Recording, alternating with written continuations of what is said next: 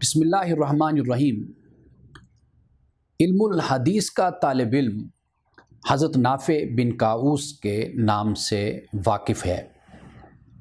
نافع بن کاؤس ایک جنگ میں حضرت عبداللہ ابن عمر کو ملے تھے اور بعد میں عبداللہ ابن عمر نے ان کو آزاد کر دیا تھا، جبکہ بہت سے لوگ ایسے تھے کہ جو ایک بھاری قیمت پہ ان کو خریدنے کے لیے تیار تھے۔ عبداللہ ابن عمر نے حضرت نافع کو اپنی سرپرستی میں رکھا اور 20 سال تک انہیں قرآن، حدیث اور فقہ کی تعلیم دی۔ حضرت نافع بن کاؤس نے صرف عبداللہ ابن عمر سے اکتساب فیض نہیں کیا، بلکہ اس دور میں جو صحابہ موجود تھے ان سے بھی انہوں نے علم حاصل کیا، جن میں حضرت ابو ہریرہ، ابو سعید خدری اور سیدہ عائشہ کا نام بھی آتا ہے۔ اور ان صحابہ کے اور صحابیات کے علاوہ تابعین میں بھی بڑے ناموں سے آپ نے اکتساب فیض کیا تھا، اور پھر اس کے بعد آپ نے علم کو بانٹا۔ آپ کے شاگردوں میں اعمش، امام اوزاعی، ابن جریج اور صالح بن کیسان، زہری اور ایسے بہت سے بڑے نام آتے ہیں کہ جنہوں نے حضرت نافع بن کاؤس سے اکتساب فیض کیا، حدیث کا علم حاصل کیا۔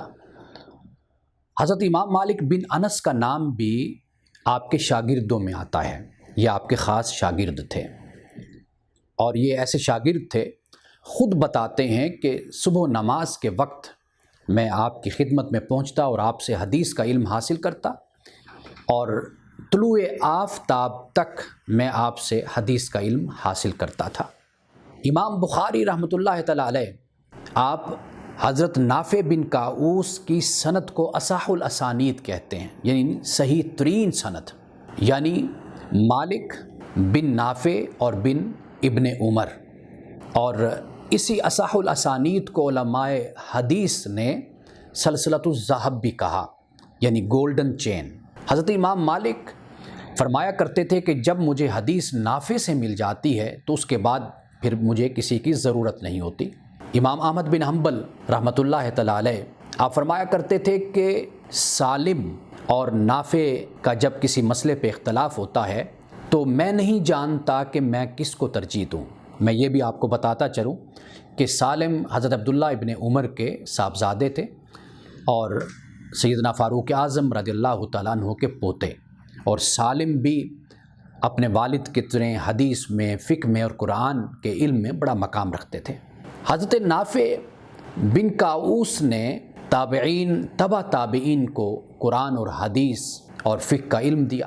صرف حدیث میں ہی آپ کا مقام اور مرتبہ نہیں ہے، بلکہ فقہ میں بھی ہے آپ کا مقام اور مرتبہ۔ عبداللہ بن عمر اپنے اس غلام پر، آزاد کردہ غلام پر ناز کرتے تھے، فخر کرتے تھے، اور یہ فرمایا کرتے تھے کہ اللہ سبحانہ و تعالیٰ نے ہم پر احسان کیا کہ اللہ نے ہمیں نافع عطا کیا۔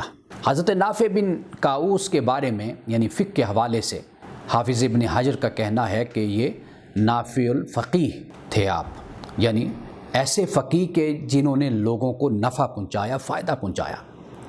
حضرت عمر بن عبدالعزیز نے اپنے دور خلافت میں، دور حکومت میں، آپ کو سنن کی تعلیم کے لیے آپ کے علم اور فضل کی بنیاد پر مصر میں بھیجا تھا تاکہ لوگ وہاں سے آپ سے علم حاصل کریں۔ حضرت نافع کا انتقال 117 یا 120 ہجری میں ہوتا ہے۔ یہ وہ نافع ہیں کہ جنہیں آج دنیا امام نافع کے نام سے جانتی اور پہچانتی ہے۔